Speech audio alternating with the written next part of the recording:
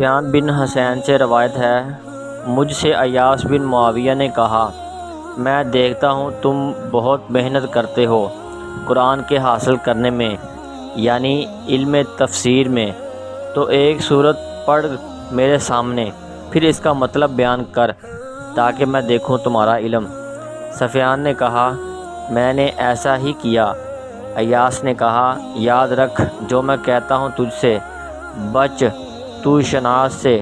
حدیث میں شناعت کے معنی قباحت، یعنی ایسی حدیثیں مت نقل کر کہ لوگ تمہیں برا سمجھیں اور جھوٹا جانیں، کیونکہ جس نے شناعت کو اختیار کیا وہ خود بھی ذلیل ہوا اور دوسروں نے بھی اس کو جھٹلایا، یعنی اس عد کا اعتبار جاتا رہا، اب سچی بات بھی اس کی جھوٹی سمجھی جاتی ہے۔